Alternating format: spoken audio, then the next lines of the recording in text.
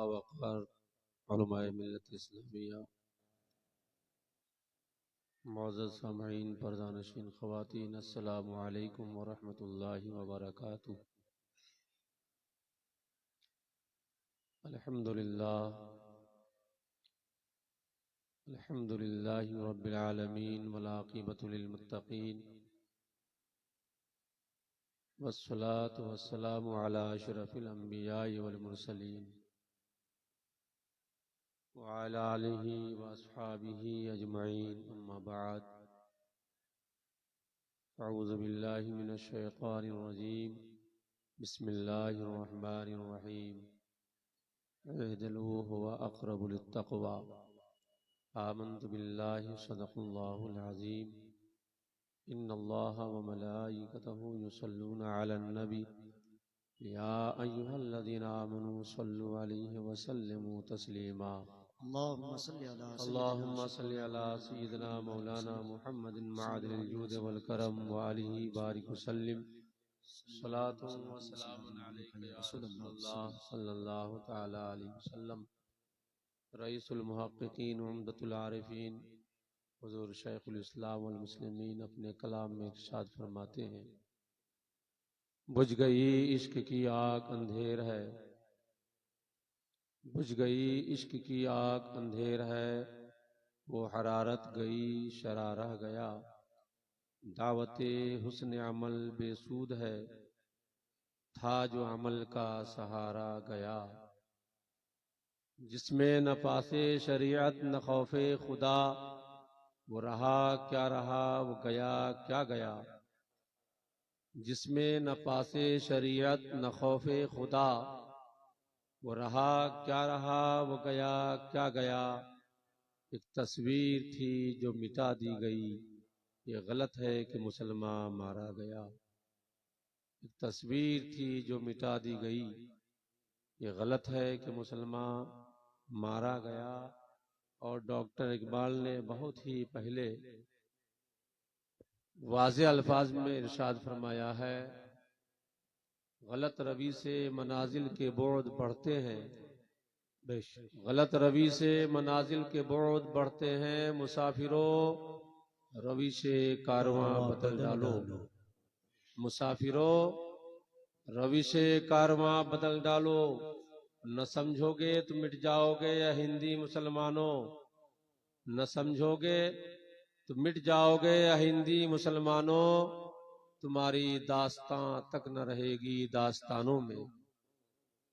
ہم اور آپ جی لگا کر بارگاہ رسالت مآب میں ایک بار اور بآواز بلند محبت کے ساتھ درود پاک پیش کریں۔ اللہم صلی علی سیدنا مولانا محمد وعلی سیدنا شفیعنا مولانا محمد حبیبنا شفیعنا سیدنا مولانا محمد علی سیدنا شفیعنا مولانا محمد صلی اللہ تعالی علیہ وسلم۔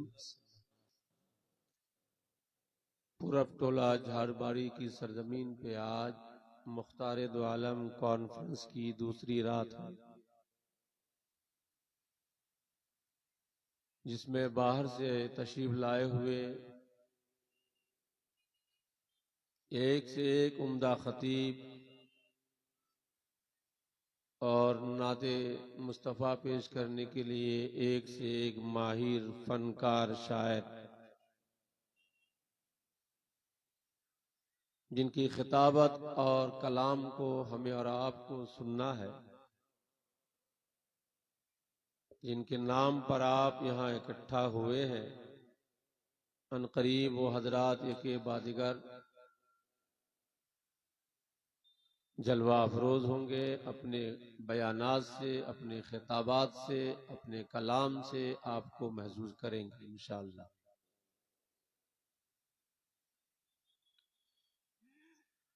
میں چند منٹوں کے لیے آپ حضرات کے درمیان حاضر ہوں۔ وقت چونکہ بہت ہی کم ہے، نقیب اجلاس کے سامنے جو لسٹ رکھی ہے اس میں نے ٹائم بھی دیکھ چکا۔ مجھ پر ضروری ہے کہ میں وقت کی پابندی کرتے ہوئے اپنی بات کو آپ تک پہنچانے کی کوشش کروں۔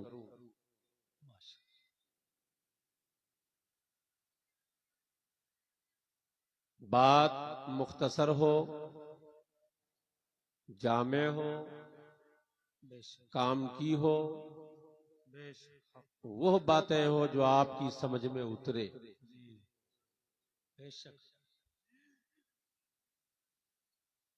شرط یہ ہے کہ آپ بھی سننے کے لیے تیار رہیں، دل و دماغ کو حاضر رکھیں، توجہ کے ساتھ سنیں تو آپ کو مختصر وقت میں بڑی بات مل سکتی ہے۔ ہمارا اور آپ کا سب کا خالق و مالک رب قدیر ارشاد فرماتا ہے، انصاف کرو، وہ تقوی سے زیادہ قریب کرنے والا ہے۔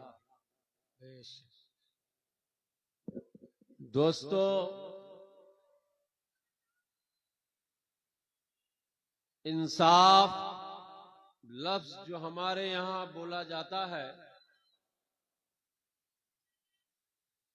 جو آپ لفظ انصاف سے ایک مفہوم سمجھتے ہیں،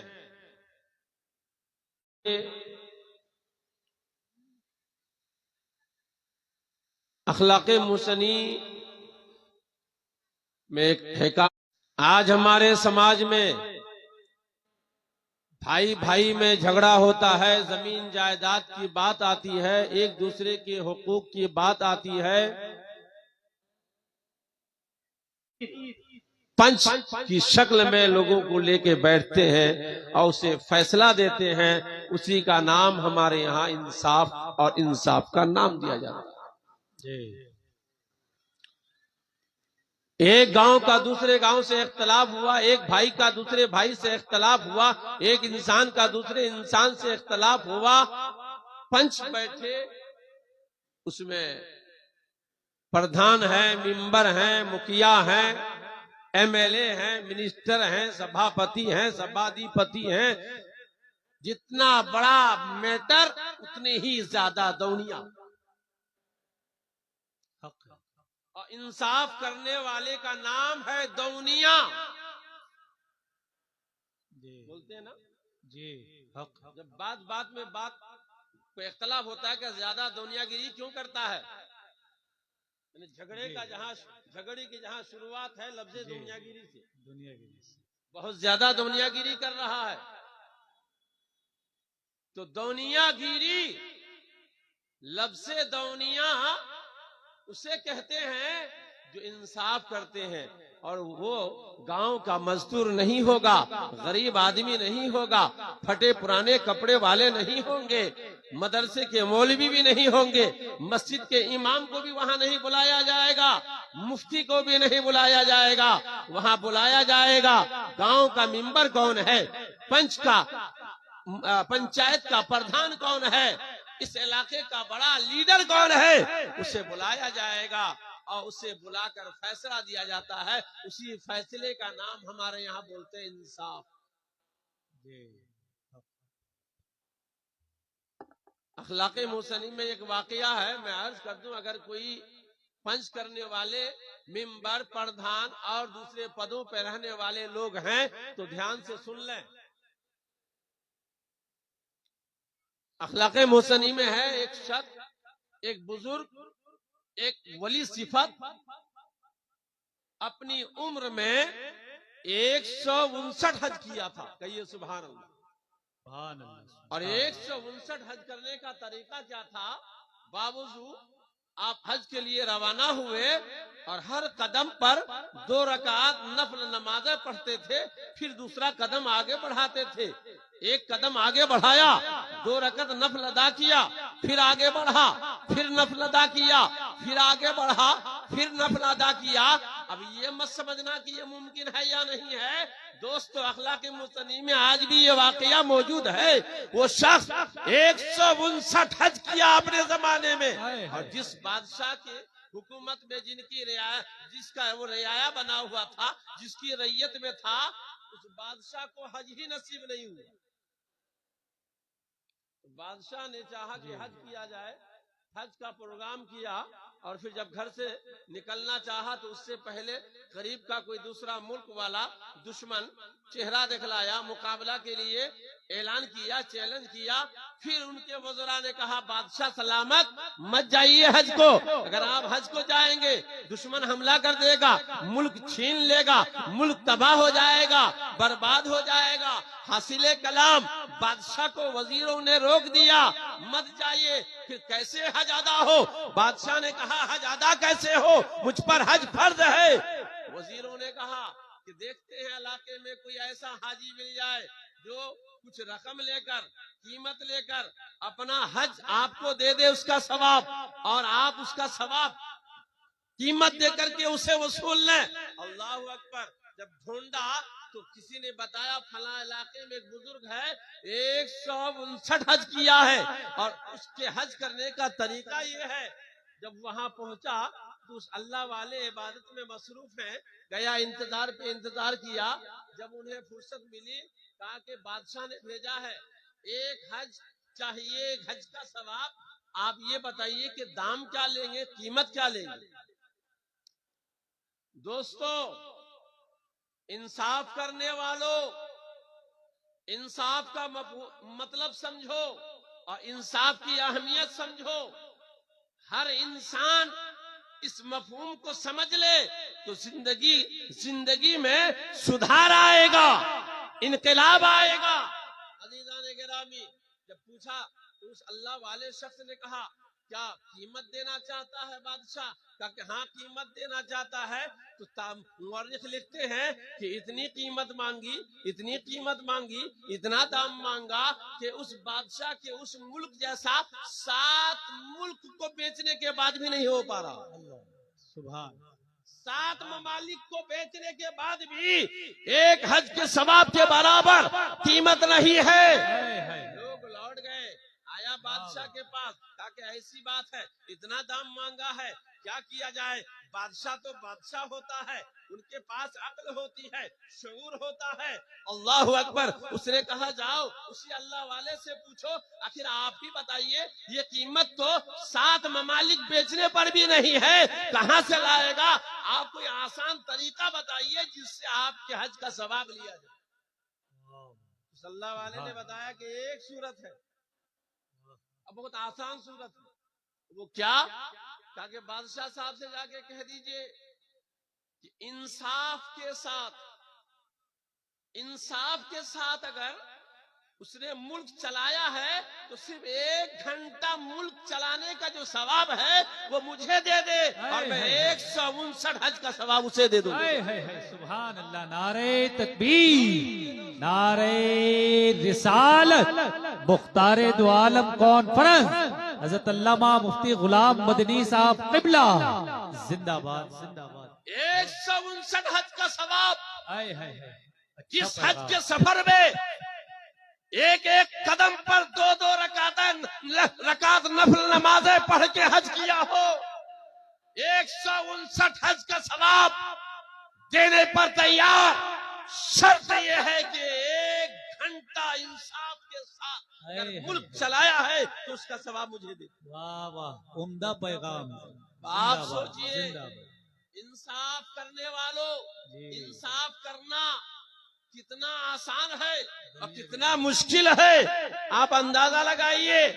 دوستو، یہاں آپ سوچ سکتے ہیں کہ آپ نے جو موضوع لیا ہے یہ گاؤں کے پردھان کے لیے ہے، یہ مکھیا کے لیے ہے، یہ ممبر کے لیے ہے، یہ چیئرمین کے لیے ہے، یہ ایم ایل اے کے لیے ہے، یہ منسٹر کے لیے ہے، ہم غریبوں کے لیے یہ کیسے موضوع بن سکتا ہے؟ عزیزان گرامی، میں آپ کو سمجھاؤں کہ انہوں نے انصاف کا مطلب ہی نہیں سمجھا، جنہوں نے ان ممبر کو، ان پردھان کو، اس پنچ پہ بیٹھنے والے کو، ان لوگوں کو جنہوں نے منصف مانا ہے، انصاف کا مفہوم کو اس حد تک جو محدود کیا ہے، اس نے انصاف کا مطلب نہیں سمجھا ہے۔ انصاف کہتے کسے ہیں؟ انصاف کو عربی میں عدل کہتے ہیں۔ عدل کا معنی انصاف اردو میں، عربی میں عدل، اور عدل کے اپوزٹ میں، اس کی ضد میں ایک لفظ آتا ہے ظلم۔ انصاف، عدل، ناانصافی، ظلم۔ ظلم کا مطلب ناانصافی اور عدل کا مطلب انصاف۔ اب آپ سمجھیے کہ عدل کس کو کہتے ہیں؟ عدل انصاف کا یہ معنی نہیں ہے کہ بھائی بھائی میں جھگڑا ہو جائے لے کے بیٹھ جاؤ وہی انصاف، یہ مطلب نہیں ہے۔ مطلب کیا ہے؟ العدل وضع الشیء فی محلی، انصاف شے کو اس کی جگہ پہ رکھنا یہ عدل ہے۔ وضع الشیء فی غیر محلی هو الظلم، کسی بھی شے کو، کسی بھی چیز کو اس کی جگہ سے ہٹا کے رکھنے کا نام ظلم۔ یہ مائک ہے، اگر میں سامنے رکھ کر بات کروں تو یہ عدل ہے، پیچھے رکھ دوں تو ظلم۔ یہ علماء ہیں، ان کا احترام کیا جائے تو عدل، انسلٹی کر دو ظلم۔ ہر چیز کو جگہ پہ رکھنا عدل، انصاف۔ ٹوپی ہے، سر پہ رکھنے کی چیز ہے، سر پہ رکھی ہے تو اس ٹوپی کے ساتھ انصاف ہو رہا ہے۔ اگر اس ٹوپی کو میں پیر میں لگا لوں، پیروں میں لگاؤں تو اس ٹوپی پہ ظلم ہوگا۔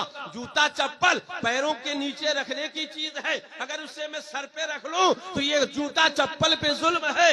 یہ میرے دوستو بزرگوں، تو اب اس سے اندازہ کیجئے کہ انصاف ہر چیز کو اس کی جگہ پہ رکھنا، ظالم ظلم کرتا ہے۔ ایک منصف کی ذمہ داری ہے کہ انصاف اسی وقت ہوگا جب ظالم کے ظلم کا بدلہ لیا جائے، مظلوم کو انصاف دلایا جائے۔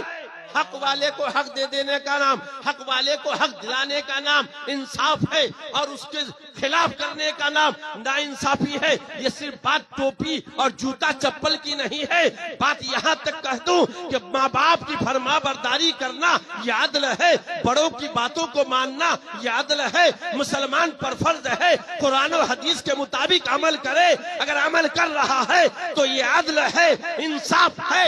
ایک مومن صبح سے شام تک، سونے سے جاگنے تک اگر شریعت کا لحاظ کرے تو وہ انصاف ہے، شریعت کے خلاف جائے تو ظلم ہے۔ بے شک حق ہے، شریعت کے خلاف جائے تو ظلم ہے۔ ظلم ہے۔ اب یاد رکھو، وضع الشیء فی محلی، ہر شے کو اس کی جگہ پہ رکھنے کا نام عدل ہے۔ یہ جلسہ آپ نے سجایا ہے، یہ جلسہ آپ نے بنایا ہے، یہ جلسہ آپ نے سجایا ہے، بڑی محنتیں کی ہے۔ یاد رکھیے جھاڑ باڑی کے مسلمانوں، بال پوکھر کے سنی مسلمانوں، اگر اس جلسے کو آپ نے صحیح سے استعمال کیا، اگر اس جلسے میں آئے اور دین کی باتیں لے کر گئے اور اس پر عمل کیے تو آپ نے انصاف کیا۔ اگر علماء کے بیان کو سن کر ایک کان سے سنا دوسرے کان سے نکال دیا تو آپ نے جلسے پر ظلم کیا ہے، علماء پر ظلم کیا ہے، خطبہ پر ظلم کیا ہے، شورا پر ظلم کیا ہے۔ اب آپ غور کیجئے اور سوچ لیجئے کہ عدل کیا ہے، انصاف کیا ہے۔ آج ہمارے جلسوں میں ہماری ماں بہنوں نے، ہمارے معاشرے کے لوگوں نے جلسے کو ایک تفریح گاہ بنا لیا ہے. جلسہ تفریح گاہ نہیں ہے، جلسہ موج مستی کرنے کی جگہ نہیں ہے، بلکہ جلسہ وہ جگہ ہے جہاں پہنچ کر لوگ سنت سیکھے، دین سیکھے، نماز کا درس لے، قرآن کا درس لے، قرآن و حدیث کی باتیں سنے. جلسہ اس لیے نہیں ہے کہ جلسے میں جاؤ پھپھیرے بھائی سے ملاقات کرو، میرے بھائی سے ملاقات کرو، چچیرے بھائی سے ملاقات کرو، سن بہن سے ملاقات کرو، سن بہن سے ملاقات کرو. ایک سن بہن، میری بہن، پھپھیری بہن، چچیری بہن، کسی کو لے کے مارکیٹ جاؤ، کیا سامان پسند ہے لے لو. ملاقات کی جگہ جلسہ. آؤ کیرل سے، کیوں آؤ کیرل سے جلسہ ہے. آیا کیرلا سے، آیا گجرات سے، آیا مہاراشٹر سے، آیا دلی بمبئی سے، کیوں جلسہ؟ جلسہ ہے. کھاڑ باڑی میں جلسہ ہے، علاقے کا جلسہ ہے، جانا پڑے گا. لیکن جب آئے تو جلسے میں تو کم لوگ ملیں گے، مارکیٹ میں زیادہ. اب آج بھی آپ کو سمجھ میں نہ آئے تو کب سمجھ میں آئے گا؟ ملک کے حالات کس طرح بگڑ رہے ہیں، اسلام اور مسلمانوں کے خلاف کس طرح سازشیں رچی جا رہی ہے. کیا آپ نہیں سن رہے ہیں؟ آج بھی گوشت ہٹی میں بھیڑ ہم لگا رہے ہیں. ایک ہفتے میں اگر 2-3 روز گوشت نہ آئے، شب برات کے موقع پر گوشت نہ آئے، تو ہماری ماں بہنیں ظلم ڈھاتی ہے، گھر کا ماحول خراب کر ڈالتی ہے. لیکن ہماری ماں بہنوں کو یہ کبھی فرصت نہیں ہے. آج بھی یہ حال ہے. دشمن سر پہ آ چکا ہے، اس کے باوجود باپ کا نام کچھ ہے، بیٹا کا نام کچھ ہے، آدھار کارڈ تک صحیح نہیں ہے، ووٹر کارڈ تک صحیح نہیں ہے، کسی میں کچھ نام ہے، کسی میں کچھ نام ہے. آج تک آپ نے اپنے بچوں کے آدھار کارڈ کو کریکشن نہیں کروایا. تعلیم تو بہت بڑی بات ہے، تعلیم تو بہت بڑی چیز ہے. آپ ہندوستان میں رہنے کے لائق بھی اپنے آپ کو نہیں بنا پائے ہیں، تو دشمن آپ کو کیا کرے گا؟ دشمن آپ کے سر پہ چڑھے گا نہیں تو کیا کرے گا؟ آج ہمارے یہاں دیکھیے شادی بیاہ کے موقع پر کتنی فضولیات ہیں. جلسے میں فضولیات، شادی بیاہ میں فضولیات، عرس کے نام پر نوجوان بچیاں گھروں سے نکلتی ہے. آج بد مذہب ہمارے اوپر تانا دے رہا ہے کہ دیکھو سنی سے کہتے ہیں، سنی سے کہتے ہیں، بریلوی سے کہتے ہیں. دوستو کیا بریلوی کا یہی مطلب ہے کہ عرس کے نام پر نوجوان بچیاں گھر سے نکل جائیں، جلسے کے نام پر نوجوان بچیاں بے پردگی کے ساتھ گھر سے نکل جائیں؟ نہیں نہیں. اگر آپ نے ماحول اور معاشرے کو نہ سدھارا تو پھر یاد رکھیے کہ غلط روی سے منازل کے بود بڑھتے ہیں. مسافروں، روی سے کارواں بدل ڈالو، اور نہ سمجھو گے تو مٹ جاؤ گے. ہندی مسلمانوں، تمہاری داستان تک نہ رہے گی داستانوں میں. عزیزان گرامی، میں عرض یہ کر رہا تھا کہ انصاف کیا ہے، عدل کیا ہے. انصاف اور عدل کا ایک مفہوم مختصر طور پر جو میں نے سمجھایا، 2-3 منٹ کے اندر اس کی وضاحت اور زیادہ کر دوں تاکہ بات آپ کو سمجھ میں آ جائے. صبح ہوتی ہے، آنکھیں کھلتی ہے، نیند سے آپ بیدار ہو رہے ہیں یا نیند کی حالت میں ہیں، اتنے میں مؤذن نے پکارا اللہ اکبر اللہ اکبر، اذان دی، اور اذان کی یہ کلمات بھی آپ کے کانوں تک پہنچ رہے ہیں، الصلاۃ خیر من النوم، الصلاۃ خیر من النوم. نماز نیند سے بہتر ہے، نماز نیند سے بہتر ہے. اب یاد رکھیے، جو مومن، جو مسلمان، جو مومنہ، جو مسلمہ مؤذن کی اس آواز پر اٹھنے کے بعد فوراً طہارت حاصل کر کے رب کی بارگاہ میں سر کو جھکائے، نماز فجر کے لیے تیار ہو جائے، تو یہ انصاف ہے. اور اگر ایسا نہ کرے تو ظلم.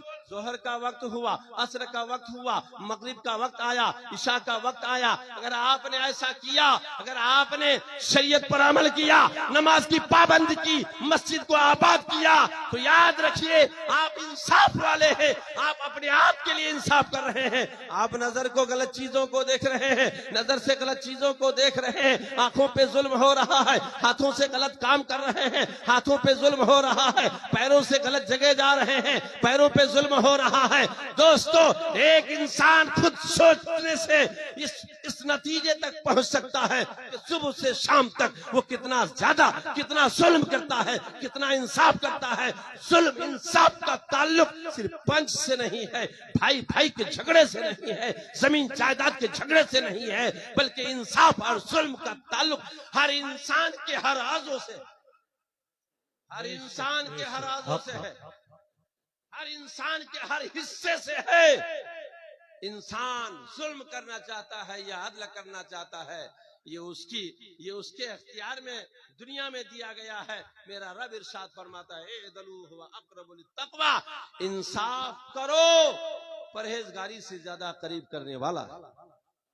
جو انسان عدل کرے گا داڑھی نہیں منڈائے گا، جو انسان عدل کرے گا نماز نہیں چھوڑے گا، جو انسان انصاف کرے گا ماں باپ کی نافرمانی نہیں کرے گا، جو انسان انصاف کرے گا بھائی کی جائیداد کو نہیں ہڑپے گا، جو انسان عدل کرے گا وہ ناجائز نہیں کھائے گا، حرام لقمہ پیٹ میں نہیں لے جائے گا، جو انسان عدل کرے گا معاشرے میں غلط کام نہیں کرے گا، جو انسان عدل کرے گا انصاف کرے گا۔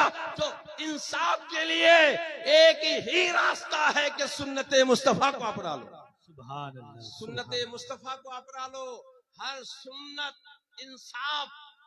سنت انصاف، زندگی کا ہر لمحہ جب انصاف پہ گزرے گا تو وہ انسان جب صبح اٹھا، فجر کی نماز پڑھی، ظہر کا وقت ہوا، ظہر کی نماز پڑھی، عصر مغرب عشاء کے وقت آتے گئے، نماز پڑھتا گیا، جھوٹ سے بچتا گیا، برائی سے دور ہوتا گیا، نیکیوں کے قریب ہوتا گیا، تو وہ انسان پھر پرہیزگاری سے قریب ہوگا۔ یہ انصاف ایک ایسی چیز ہے جو انسان کو تقوی کے قریب لے جاتی ہے۔ انصاف انسان کو تقوی کے قریب پہنچاتا ہے۔ اس لیے میرا رب ارشاد فرماتا ہے انصاف کرو، وہ عدل سے زیادہ قریب، وہ تقوی سے زیادہ قریب کرنے والا، تقوی سے زیادہ قریب کرنے والا۔ اگر کوئی آپ کو روزہ بتا دیتا تو بات سمجھ میں آتی، حج بتا دیتا بات سمجھ میں آتی، لیکن انصاف تو ہمارے یہاں کے وہ لوگ کرتے ہیں جن کو خود اپنے آپ پر انصاف کرنا نہیں آتا، حق ہے، اپنے آپ پر انصاف کرنا نہیں آتا، وہ انصاف کر رہا۔ اور یہی وجہ ہے کہ دھیرے دھیرے انصاف کرتے کرتے کرتے کرتے اب انصاف وہاں تک پہنچ گیا ہے، یار بیٹی وار بیٹا جھگڑا لگل، یار بھائی وار بھائی جھگڑا لگل، اب جھگڑا ہوا بھیر درمیان، اب پیسہ بھیر دو ہوئے نہ تلک۔ رات کے 12 بجے نیتا کے چوکھٹ پر، رات کے 2 بجے نیتا کے موبائل پر فون، رات کے 3 بجے جب دنیا سو جائے اس وقت اپنے بھائی کو دھوکہ دینے کے لیے نیتا کی چوکھٹ پر پہنچ کر ہمارا مسلمان بھائی انصاف مانگتا ہے، میرا انصاف دلاؤ۔ انصاف کیا دلائے گا؟ انصاف کا گلا گھونٹنے والا، انصاف کو دبانے والا، انصاف کو مٹانے والا وہ کیا انصاف کر سکتا ہے؟ دوستو، جب مسلم معاشرے میں بھائی بھائی کے درمیان، گاؤں کے درمیان پڑوسی کو دبانے کے لیے جب اس طرح کا ناانصافی کرنا شروع کرے گا تو پھر ظالم کوئی بن کر کے تو آئے گا ہی، کوئی ظالم بن کے آئے گا۔ رب تبارک تعالیٰ کسی ظالم کو ایسے کو بھیجے گا جو سب کو ملیا میٹ کرے گا، سب کو مٹا کر رکھے گا۔ چکھاہت کے ویرا کنت عالم کنت ملک در پنجے ظالمے، جب میرا رب کسی ملک کو ویران کرنا چاہتا ہے تو ملک کو ظالموں کے حوالے کر دیتا ہے۔ عزیزان گرامی، اپنے آپ کو اگر ہم سدھاریں، سمجھیں تو پھر ہمارے لیے کوئی ظالم آ کر کے ہمیں کچھ بگاڑ نہیں سکتا۔ بخاری شریف کی حدیث ہے، میرے آقا صلی اللہ تعالی وسلم ارشاد فرماتے ہیں، صحابہ کی مجلس ہے، صحابیوں، درختوں میں ایک درخت ہے جس کے پتے کبھی جھڑتے نہیں، موسم کا فرق نہیں پڑتا، بتاؤ وہ درخت کون سا ہے؟ صحابہ اکرام خاموش ہیں۔ عرض کرنے لگا، کسی کا دماغ کسی جنگلی پیڑ کی طرف، کسی کا دماغ کسی کی طرف، لوگوں کا دماغ گھومتا گیا، خیال بدلتے گئے۔ حضرت عبداللہ ابن عمر کہتے ہیں میرے دل میں خیال میں آیا کہ وہ کھجور کا پیڑ ہے لیکن میں بولا نہیں، اس وجہ سے کہ میں عمر میں چھوٹا تھا، بڑے بڑے موجود تھے۔ صحابہ نے عرض کیا اللہ رسولہ عالم، یا رسول اللہ اس کے رسول زیادہ جانتے ہیں، آپ بتائیے ما ہیا وہ کون سا درخت ہے، ما ہیا شجر؟ پیارے نبی نے فرمایا ہیا نخلا، کھجور کا پیڑ۔ کھجور کے پیڑ کو مسلمان سے تشبیہ دی میرے آقا نے، کیوں؟ وجہ کیا ہے؟ وجہ یہ ہے کہ کھجور کے پیڑ کو نہ پتجھڑ والا موسم کچھ کر سکتا ہے، نہ برسات والے سے کچھ ہو سکتا ہے، نہ موسم سرما سے کوئی اثر پڑتا ہے، نہ موسم گرما سے کوئی اثر پڑتا ہے، پتے جھڑتے نہیں۔ مومن کی مثال یہی ہے، جو انسان اپنے ایمان کو مضبوط کرے گا، تلوار کے نیچے رہے تو مومن، تلوار چلائے تو مومن، نکال دیے جائے تو مومن، اپنے گھر پہ رہے تو مومن۔ لیکن شرط یہ ہے، مولانا نورانی صاحب نے پہلے ہی بہت ہی اچھے انداز میں مختصر تقریر فرمائی کہ وَأَنْتُمُ الْأَعْلَوْنَ إِن كُنتُم مُؤْمِنِينَ، تم ہی بلند و بالا ہو، شرط یہ ہے کہ تم مومن کامل بن کے رہو۔ عزیزان گرامی، آج ہمارا گوال بکھر جلسہ جلسہ جلسہ، چلو چلو جھاڑ باری چلو، چلو چلو آم باری چلو، چلو چلو فلاں جگہ چلو، گاؤں گاؤں گھر گھر ایک ہی چیز، جلسہ جلسہ جلسہ۔ جب آئے مامور بیٹی، پھپور بیٹی، خالر بیٹی، یار بیٹی، وار بیٹی، الاک لے کٹر نوجوان لا کھچر مچر کرتے ایم دی بھیڑ، اتنی بھیڑ کہاں؟ دکان، چوڑیر دکان، کاسمیٹکر دکان، ادھر دکان ادھر دکان، یہی سب کرنے کے لیے جلسہ ہے۔ غلط روی سے منازل کے بعد بڑھتے ہیں، مسافروں روی سے کارواں بدل ڈالو۔ جلسے کا مفہوم سمجھو، جلسہ اس لیے ہے مختار دو عالم کانفرنس، اس لیے جھاڑ باڑی کے نوجوانوں نے اس لیے سجایا اور منایا ہے، منعقد کیا ہے، تاکہ صرف جھاڑ باڑی ہی نہیں، پورے گوال پوکھر میں یہ میسج جائے کہ ہم غلام، ہم امتی کس نبی کے ہیں؟ ہم اس نبی کے امتی ہیں جو مختار دو عالم ہے، دونوں عالم کے مختار ہیں، مالک ہیں۔ مالک نے، خالق نے مصطفیٰ کو مالک بنا دیا، مالک بنا دیا ہے۔ ہم ایسے مالک کی امتی ہیں، ہم ایسے مالک کے غلام ہیں، جو پتھر کو کہے سونا ہو جا تو سونا ہو جاتا ہے، جو بے جان کو کلمہ پڑھا سکتا ہے، جو بے جان کو کلمہ پڑھانے والے آقا ہیں، جو بے دینوں میں دین پھیلانے والے آقا ہیں، جن کے کردار سے، جن کی سیرت سے، جن کی حدیثوں سے، جن کے افعال سے، جن کی باتوں سے غیروں کو ہدایت ملتی ہے۔ آج اپنے ہدایت نہیں پا رہے ہیں۔ افسوس اس بات کا ہے کہ ہم ہیں تو بڑی ذات، مختار دو عالم صلی اللہ تعالی علیہ وسلم کی امتی، لیکن نیچ کام اتنا گھٹیا ہمارا ہو چکا ہے کہ آج ہم پر غیر حاوی ہو چکا ہے، آج ہم پر ظالم مسلط ہو چکا ہے، آج ہم پر ظالم ہمیں آنکھیں دکھا رہا ہے۔ وجہ کیا ہے؟ وجہ یہ ہے ہماری بدعملی ہے، ہماری بے حیائی ہے، ہماری بے شرمی ہے، ہماری بے روی ہے، ہماری بدعملی ہے، مسجدیں ہماری ویران ہے، مسجدیں ہماری ویران ہے، جلسہ ہمارا آباد ہے، وہ بھی آباد کب تک؟ جب تک شاعر کا انتظار ہوگا تب تک۔ مولانا ساگر صاحب چلے گئے کیا؟ ہیں دل کھچائی مت کرنا زیادہ، پہلے ہی کہہ دیے ہیں لم یاتی نذیروں کا فی نظر مثل تو نشد پیدا جانا، پڑھے نا، اعلیٰ حضرت کا کلام ہے۔ مجھ جیسے مولوی کو تو پورا کلام سمجھ میں آیا نہیں ہے، کیا سمجھیں گے آپ؟ میں تو پورا کلام سمجھ ہی نہیں پایا ہوں، میں دوسرے کو کیا کہوں؟ پورا کلام مجھے سمجھ میں نہیں آ رہا ہے تو آپ کو کیا؟ البحر علا والموج طغا من بے کس طوفان ہوش ربا، مجھار میں ہوں بگڑی ہے ہوا، مورے نیا پار لگا جانا. یا اعلیٰ حضرت فرماتے ہیں، عظیم البرکت فرماتے ہیں، کنز الحکمت فرماتے ہیں، ارے اعلیٰ حضرت کے کلام کو سمجھنے کے لیے کم سے کم اعلیٰ حضرت کا سچے دل سے ماننے والا ہے. بے شک حق زندہ. اور آپ کیا سمجھتے ہیں؟ ہوائی لڈو، ہوا لارو سمجھتے ہیں؟ نہیں دوستو، یہ شاعروں کا کلام، شعرا کا کلام، یہ ہوا لارو نہیں ہے، یہ بہت عجیب چیز ہے. آپ کو تو نثر میں بات سمجھ میں نہیں آتی تو نظم میں آپ کہاں سے سمجھیں گے؟ لیکن چلو چلو جھڑ پانی چلو، کیوں فلاں شاعر آ رہے ہیں، فلاں شاعری آ رہے ہیں. جو شاعر کو شاعری کہے، یہ شاعر کا کلام سننے کے لیے آتا ہے. لیکن دوستو آؤ سنو کلام کو، کچھ نہیں تو کم سے کم محبت سے سنتے تو ہو، محبت سے سنو. لیکن جب عالم آئے، خطیب آئے، مقرر آئے تو وہاں بے رخی کا شکار مت کرنا، معاملہ درم برم ہو جاتا ہے. جب تک شاعر ہے، مجمع جمع ہوا ہے، شاعر اٹھا سب چلے گئے دکان پہ، معاملہ بگڑتا ہے. ہم اپنے جلسے کی قدر خود نہیں کر پاتے.